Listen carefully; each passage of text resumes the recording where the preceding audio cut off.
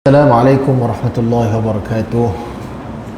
Innal hamdalillah nahmaduhu wa nasta'inuhu wa nastaghfiruh wa na'udzu billahi min shururi anfusina wa min sayyiati a'malina. Man yahdihillahu fala mudilla lahu wa man yudlil fala hadiya lahu. Asyhadu an la ilaha illallah wahdahu la syarika lahu wa asyhadu anna Muhammadan 'abduhu wa rasuluh. Allahumma salli wa sallim wa barik ala sayyidina Muhammad wa ala alihi wa sahbihi wa man tabi'ahum bi ihsanin ila yaumiddin, amma ba'd.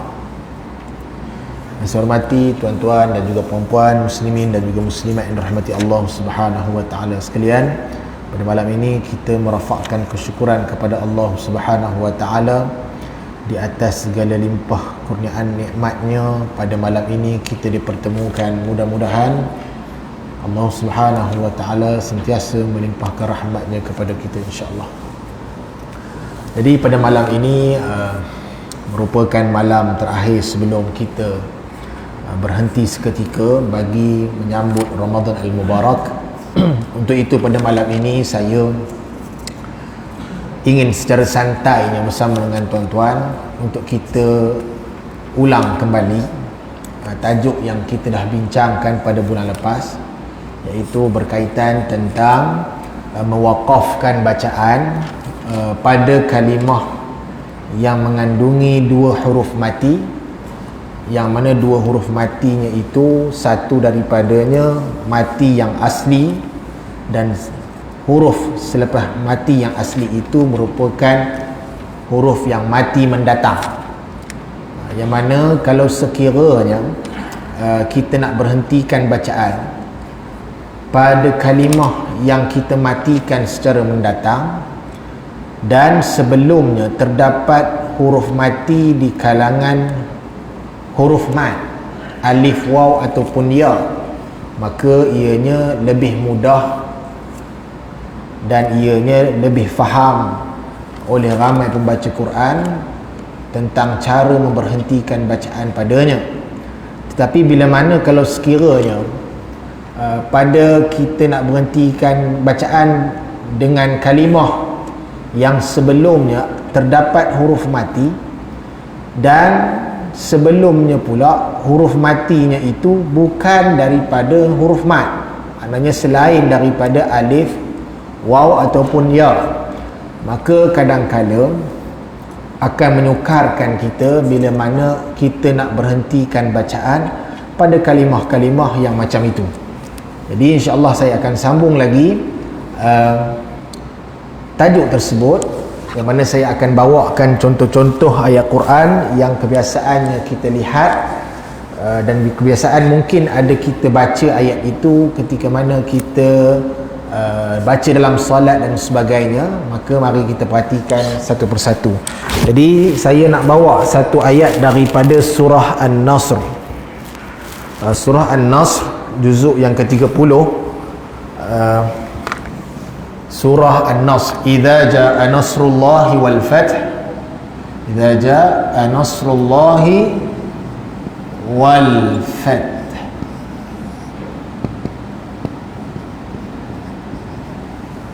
Surah An-Nasr. Baik, pada kalimah ini kita kebiasaannya membaca berhenti. Susah jugalah kita nak dengar orang yang baca sambung sebab ayatnya panjang. Idza jaa nasrullahi wal fath wa ra'aitan nasa yadkhulu. Jarang orang baca sambung lah sebab panjang. Banyak yang kita dengar dia berhenti dekat sini, tetapi cara memberhentinya itu kadang-kadang tersilap ketika membaca, kerana kebanyakan orang bila berhenti pada ayat ini dia sekadar membunyikan fa bahagian atas yang selepasnya huruf ta mati. Banyaknya yang baca idza jaa nasrullahi wal fath, fath dia fat saja. Saya pernah juga terdengar ada yang baca idza jaa nasrullahi wal fajr. Fajr jadinya tah mana datang huruf ra di ujung. Itu pun heran juga. Banyaknya yang baca idza jaa nasrullahi wal fath. Sebenarnya kalau kita berhenti dengan membunyikan wal fath, maknanya kita berhenti secara tidak sempurna, seolah-olah kita dah buang terus huruf ha ni. Sebenarnya ha ini ada dalam kalimah ini, maka tak boleh kalau sekiranya kita berhenti pada kalimah ini dengan cara kita bunyikan had ini je. Idza jaa nasrullahi wal fath, tak boleh macam tu. Kerana kalau kita berhenti macam tu, seolah-olah kita dah menghilangkan ha ini. Jadi ha ini sebenarnya ada dalam bacaan, cumanya kita tidak sebut baris depannya kerana disebabkan kita berhenti, kita terpaksa mematikan dia. Kita matikan ha ini. Bila matikan ha, makna tak boleh sebut baris dia depan tu, tak boleh lah. Idza jaa nasrullahi wal fathu, tak boleh lah. Maka disebabkan kita matikan ha, maka cara kita menyebut kalimah ini, kita bunyikan ha ini sekali bila mana kita berhenti pada dia. Macam mana? Idza jaa nasrullahi wal fath. Fath, maknanya ada ujungnya. Idza jaa nasrullahi wal fath. Fath, ada bunyi. Sebab apa bunyi? Sebab ujungnya ada ha pedas. Ha pedas yang kita matikan. Idza jaa nasrullahi wal fath. Gitu. Fath. Okey. Kemudian ayat yang kedua, wa ra'aitan nasa yadkhuluna fi dinillahi afwaja fasabbih bihamdi rabbika wastaghfirhu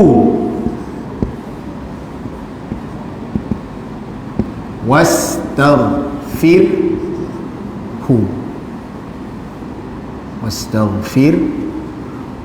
Okey, pada kalimah ini sebenarnya di hujungnya ada ha marbutah ini, wastaghfirhu.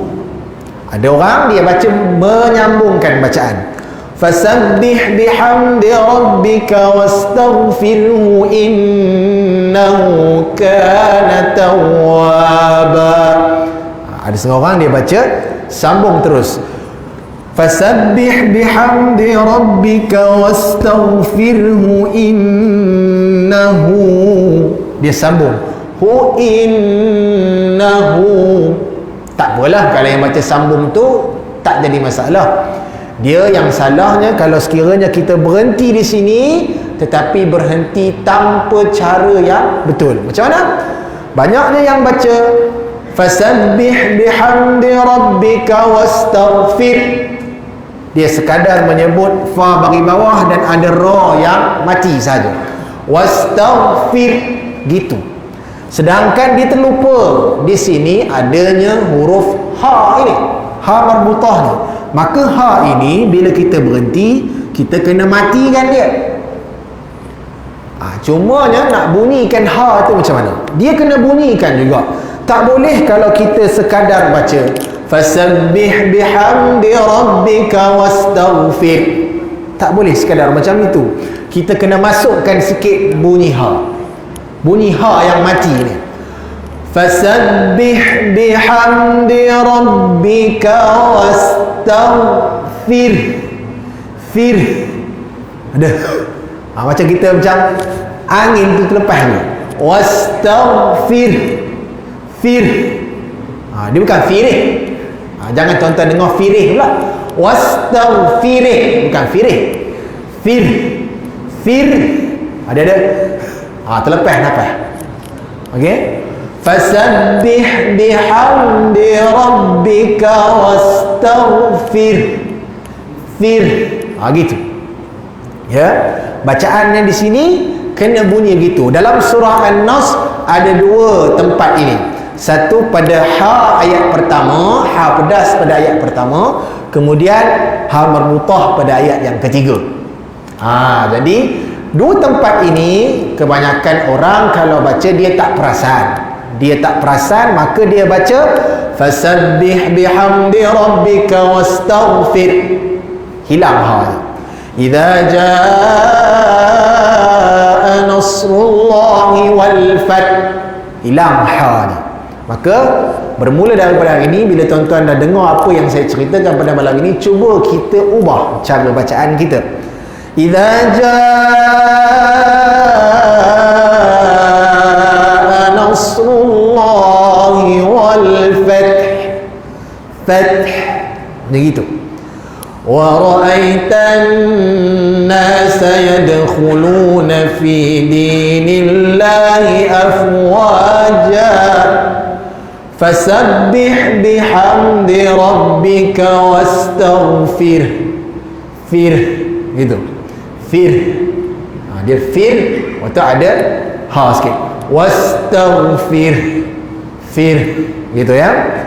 Kalau tuan-tuan rasa susah nak buat, maka sebaiknya tuan-tuan menyambungkan bacaan.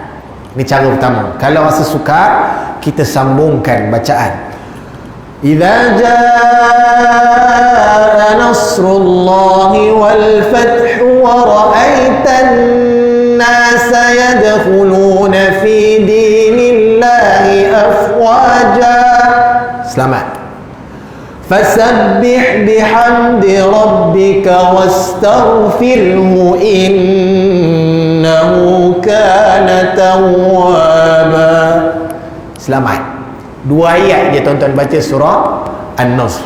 Kalau tuan-tuan baca bersambung macam itu, tuan-tuan buat dua qit'ah saja. Tapi kalau tak mampu nak berhenti juga, boleh berhenti dengan cara yang macam saya suruh tadi. Maknanya kena bunyikan sikit ha. Idza jaa nasrullahi wal fath. Itu. Fasabbih bihamdi rabbika wastaghfir. Gitu. Cara yang kedua, kalau nak berhenti juga, boleh dibuat dengan bunyi raum. Kerana ha ini dia berasal dengan baris depan, dan juga ha ini pun dia berasal dengan baris depan. Bila mana kita nak berhenti pada kalimah yang huruf hujungnya baris depan, di sini boleh buat dua cara. Sama ada berhenti dengan cara mematikan ha ataupun ha ini, kemudian tarik sikit bunyinya, ataupun cara kedua boleh buat secara raum. Raum ni macam saya dah cerita pada kuliah sebelum ini, raum ini ialah sebutan suku harkat. Sebutan suku harkat. Suku harkat maknanya sebutan ha baris depan itu tidak disebut secara jelas bunyinya.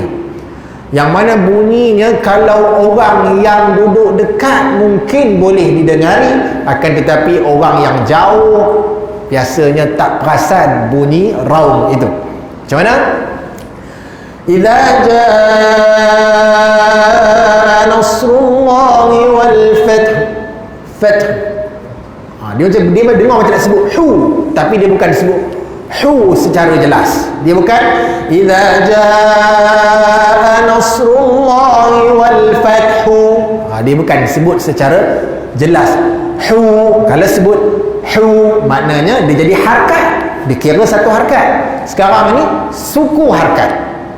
Idza jaa nasrullahi wal fath.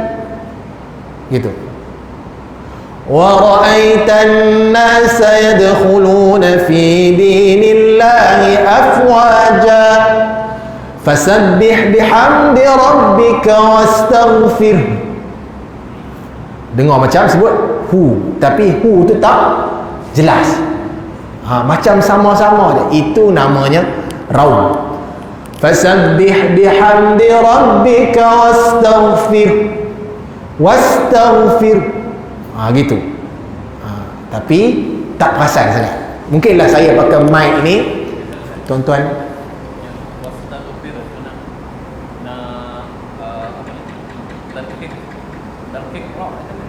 Dia tarqiq je. Kadang-kadang mungkin terlebih jadi tafsir. Dia mentafsirkan. Itu mungkin satu untuk okey. Baik. Terima kasih Ustaz Rahman. Baik.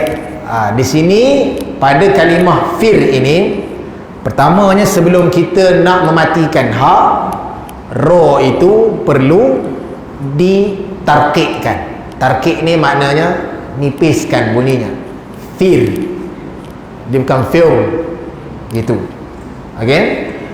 Di sini ra-nya nipis. Tak kisahlah walaupun tuan-tuan nak mati dengan cara yang macam mana, ataupun tuan-tuan nak buat macam saya mula-mula kata tadi, fasabbih bihamdi rabbika wastaghfir. Fir. Nak buat macam tu pun boleh, ataupun nak buat secara raung pun boleh, tapi ra tetap nipis. Kerana ra mati ini sebelumnya huruf bagi bawah, maka itu kena nipis bunyi ra je. Fasabbih bihamdi rabbika wastaghfir. Gitu. Wastaghfir. Gitu ya. Itu dua cara. Cara kita nak baca kepada kalimah ini, nak berhenti. Okey, sama ada kita buat secara sukun, kita matikan, ataupun kita buat secara raung. Gitu. Tapi saya nampak cara yang mudah lah. Cadangan saya, cara yang mudah bukan raung. Yang mudah ialah sukun tadi, kita matikan sukun mahab, kita matikan ha tu. Saya rasa itu lebih mudah. Mungkinlah sebab saya pun belajar juga. Bila saya cuba pada diri saya rasa susah juga nak buat bunyi raung tu. Ialah kita nak mengagakkan bunyi suku harakat tu susah juga. Idza jaa nasrullahi wal fath. Susah juga nak bunyi tu kan. Kalau macam ada setengah orang dia tak, mungkin macam saya dulu mengaji dengan guru saya pun, guru saya kata tak boleh lagi tu, tak boleh lagi, kena susah juga lah nak buat bunyi gitu. Tapi bila buat sukun mahab, ianya mudah, kerana kita tarik aja makhraj itu, tarik makhraj huruf yang hujung itu. Sekarang ni makhraj hujung ni huruf ha pedas. Fath. Okey, gitu ya. Kemudian yang ini pun ra-nya nipis, ada juga bunyi takrir ra tu ada. Fir ada juga, ada juga. Cumanya tarik sikit huruf makhraj ha marbutah ni. Wastaghfir. Fir gitu. Fir. Okey. Ini contoh dalam ayat surah An-Nasr. Surah An-Nasr juzuk 30. Idza jaa nasrullahi wal fath. Okey. Surah ini biasa kita hafal. Baik. Contoh yang lain. Dalam ayat Quran, wala taqfu ma laysa laka bihi ilm. Bihi laysa laka bihi ilmun. Okey. Juzuk 15 surah Al-Isra. Wala taqfu ma laysa laka bihi ilmun.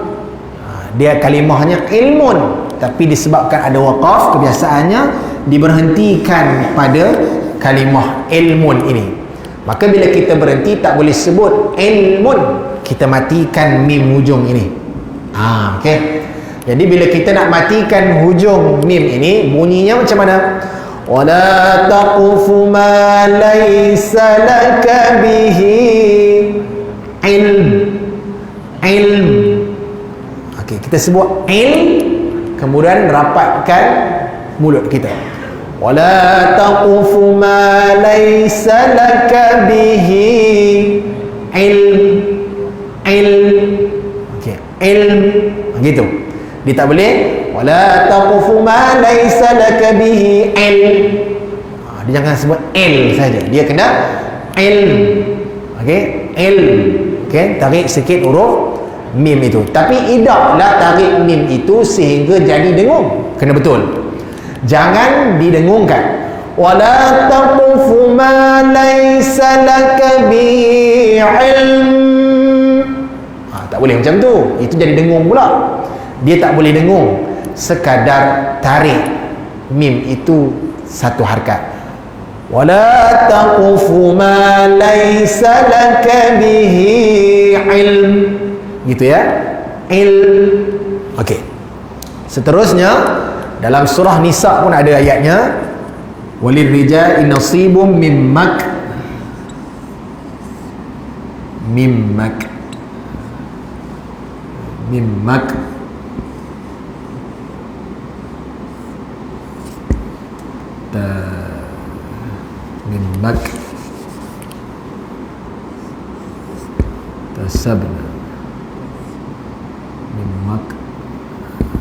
tasabna. Okey, dalam surah An-Nisa juzuk yang kelima, macam mana ayatnya? Lirijali nasibum mimma iktasabu walinnisa'i nasibum mimma iktasabn. Okey, dekat sini pada kalimah ni dia ada waqaf. Dalam juzuk 5 ni saya saja cerita, dia ada kalimah iktasabna, ada ayat kalimah iktasabna. Okey, dan ada tanda waqaf. Kebanyakan pembaca dia berhenti bacaannya di sini. Cumanya cara berhenti itu macam mana bunyinya. Ramai kadang-kadang pembaca dia sekadar membunyikan ba saja. Walirrijali nasibum mimma iktasabu walinnisa'i nasibum mimma iktasab. Dibaca mimma iktasab, tasab. Itu saja. Nunnya dah hilang. Sepatutnya di sini nunnya perlu dibunyikan. Cumanya tidak disebutkan baris nun itu kerana kita sudah mematikan nun. Maka bunyinya walin nisa'i nasibum mimma iktasabn. Tasabn. Mulut saya tu mimmaktasabn. Maknanya kita punya pengakhiran putus suara itu, lidah kita ke makhraj huruf nun. Makhraj huruf nun ialah menggunakan hujung lidah menekan pada langit-langit. Na kan, dia tekan pada langit-langit. Na, an, gitu.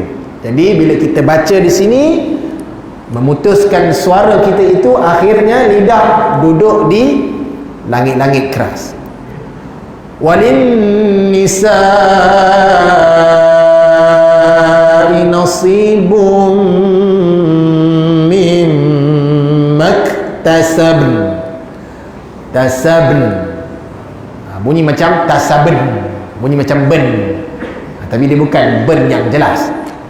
Okey, lirrijali nasibum mimma iktasabu walinnisa'i nasibum mimma iktasabn. Tasabn, sabn bunyi okey. Dan begitu juga pada kalimah yang berbunyi min qablu. Min qabl.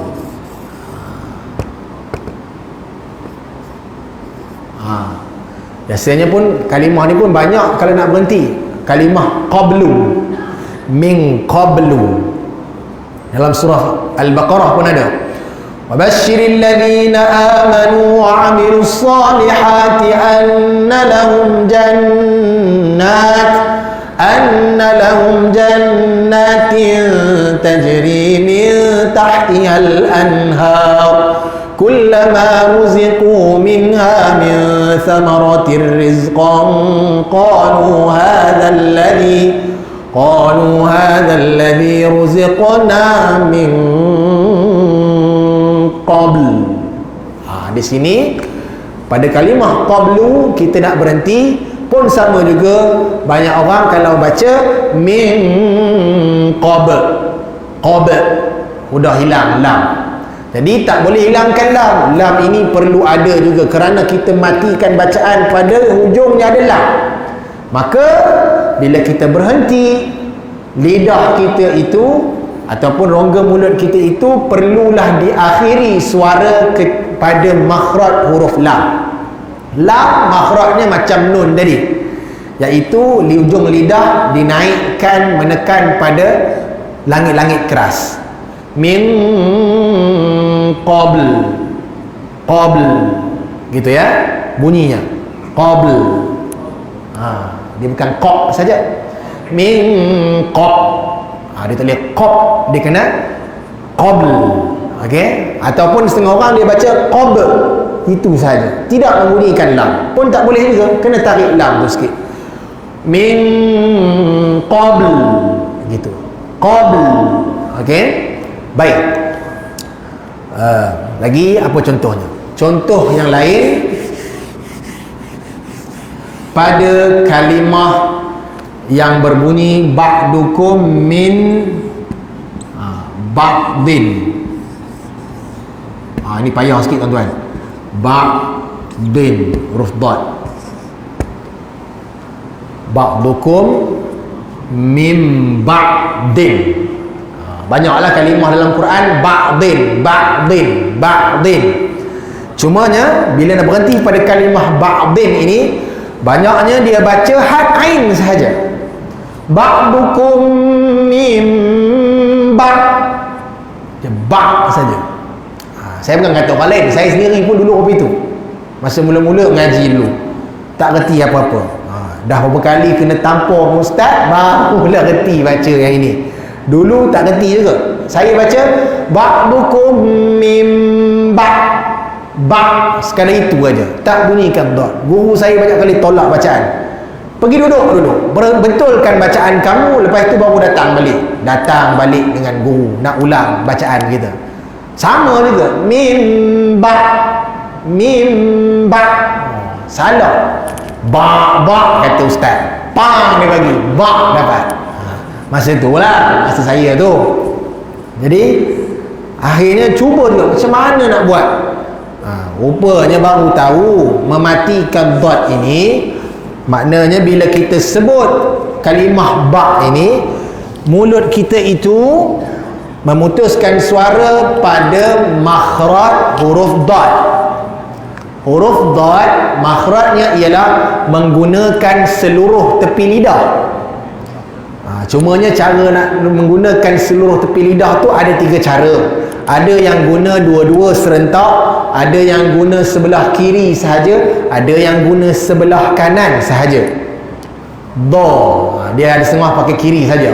Do, maknanya dia gunakan tepi lidah dia itu, dia kenakan pada gigi geraham atas. Do. Ada yang pakai kanan. Do. Ada yang pakai dua-dua. Do. Maknanya bila kita memberhentikan bacaan pada sini, kita sebut ba', kemudian lidah kita itu terus kepada tepi lidah kita itu terus pada gigi gerham atas. Ba'dukum min ba', gitu. Ba', gitu. Maknanya mulut kita bukan tenganga. Sebagaimana yang hari ini kalau ramai orang baca dia sekadar ain kan huruf yang nganga mulut. Ba', dia nganga mulut. Jadi bila kita berhenti kat sini, dia tak boleh berhenti dengan nganga mulut. Ba'dukum mim ba', dia tak boleh nganga mulut, berhentinya. Mulut kita tak nganga kerana hujungnya ada ba', maka kita hujung lidah kita itu ditekan oleh gigi gerham atas. Ba'dukum mim ba', gitu. Ba', gitu. Okey? Ba'. Yang ini susah sikit sebab nak bunyikan itu susahnya. Dan macam tu juga lah yang pernah saya bincang bersama dengan tuan-tuan perempuan pada kuliah bulan lepas, iaitu pada ayat surah Al-Mulk. Wa yaqbid. Cumanya pada surah Al-Mulk hujungnya nun. Hujungnya nun. Yang ini hujungnya dad. Kalau macam surah Al-Mulk, awalam yarau ila at-tayri fawqahum saffatin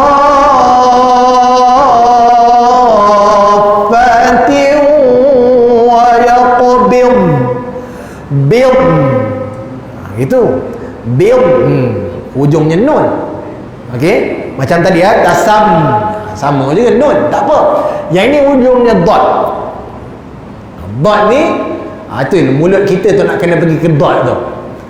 Ba'dukum min ba'd, gitu. Ba'd. Okey? Ataupun pada kalimah labithta, labithta,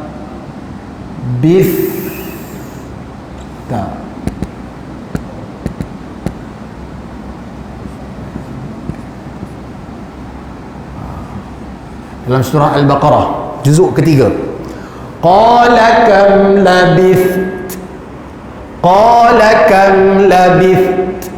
Di sini ada tha mati, kemudian ta bagi atas dan ada waqaf. Maka kalau siapa nak berhenti pada kalimah ini, maka dia kena matikan ta dan masukkan sifat makhraj ta ini pada ketika nak berhenti padanya. Qala kam labith. Pasal pada sebab ta bila mati dia bersifat hamas.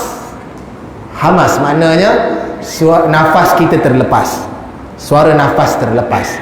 Qala kam labith gitu.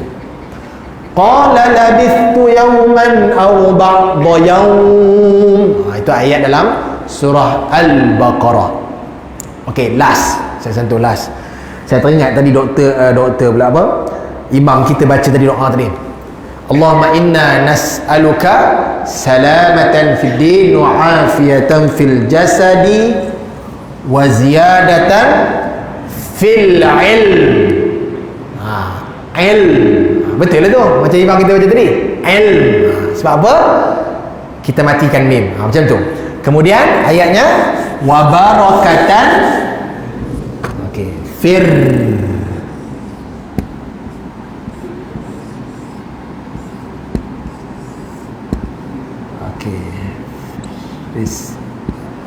Ayatnya wa barakatan fir rizqi. Cuma kalau orang yang setengahnya dia bersambung wa barakatan fir rizqi. Betul? Macam mana ke? Allahumma inna nas'aluka salamatan fid din wa afiyatan fil jasadi wa ziyadatan fil ilmi wa barakatan fir rizqi wa taubatan. Ada setengah orang disambung fir rizqi wa taubatan qabla al maut. Tapi walaupun saya tak ada isu lah sebenarnya pada kalimah ini. Sebab apa? Dia sekadar doa, dia bukan dalam bacaan Quran. Jadi ada setengah orang dia tak matikan pun, dia baca Allahumma inna nas'aluka salamatan fid din wa afiyatan fil jasadi wa ziyadatan fil ilmi wa barakatan fil rizqi wa taubatan qabla al maut. Banyak orang dia baca macam tu pun ada, tak ada masalah lah. Cumanya kalau ada di antara kita yang nak baca berhenti, maka bunyi macam mana? Allahumma inna nas'aluka salamatan fid din wa afiyatan fil jasad wa ziyadatan fil ilm. Itu ilm. Okey, wa barakatan fir rizq. Di sini fir rizq. Pasal apa? Qa. Sebab qaf ini kita matikan. Qaf bila mati dia bersifat qalqalah, dia lantun. Wa barakatan fir rizq. Begitu. Okey. Jadi inilah contoh-contoh bacaan bila mana kita nak berhenti padanya. Tidaklah sukar mana pada saya, cumanya kadang-kadang perlu dibiasakan. Mungkin hari ini tuan-tuan yang mungkin pertama kali dengar agak terkejut, nak kena buat benda yang baru. Tapi tak ada masalah, tuan-tuan boleh mencuba kerana ianya baik untuk kita. Lagi-lagi surah An-Nasr tadi, kerana ia surahnya yang popular, tuan-tuan pun hafal surahnya. Tuan-tuan bukan saja hafal, tuan-tuan sendiri baca dalam solat tuan-tuan. Mungkin tuan-tuan jenis orang yang sembahyang sunat banyak, Jadi biasanya surah ni mestilah ada dalam memori tuan-tuan ketika baca dalam salat. Jadi kalau baiknya tuan-tuan perbetulkan di bila-bila mana kalau sebelum ni kita tak pernah ambil tahu hal ini. Kita bunyikan. Barulah tuan-tuan itu sempurna bacaannya. Idza jaa nasrullahi wal fath. Gitu. Okey, fasabbih bihamdi rabbika wastaghfir. Gitu ya. Fir. Okey. Kemudian yang lain ini tak ada masalah. Okey, surah Al-Mulk pun saya dah bincang. Kalimah ilm pun saya dah bincang. Yang paling sukar sekali tadi yang itulah. Pada huruf dad tadi. Huruf dad ni memang huruf yang paling susah pun. Dalam kitab tajwid Abdul Qadir Leong yang kita bincang di masjid ni pun kata bahawasanya huruf dad adalah huruf yang paling sukar nak disebut. Maknanya perlu latihan yang betul, tempatnya yang betul untuk menjadikan dad itu bunyinya sempurna. Wallahu subhanahu wa ta'ala a'lam. InsyaAllah kita bertemu lagi. Yang baik itu datang daripada Allah, yang lemah itu daripada diri saya sendiri. Saya maaf di atas segala kesilapan dan juga ketelanjuran kata. Aqul qawli hadha wa astaghfirullahal azim li wa lakum. Kita tutup pengajian pada malam ini dengan membaca tasbih kifarah dan suratul Asr. Subhanakallahumma wa bihamdika asyhadu an la ilaha illa anta astaghfiruka wa atubu ilaik. Bismillahirrahmanirrahim. Wal 'asri innal insana lafi khusr illa alladhina amanu wa 'amilus salihati wa tawasaw bil haqqi wa tawasaw bis sabr. Billahi taufiq wal hidayah. Assalamualaikum warahmatullahi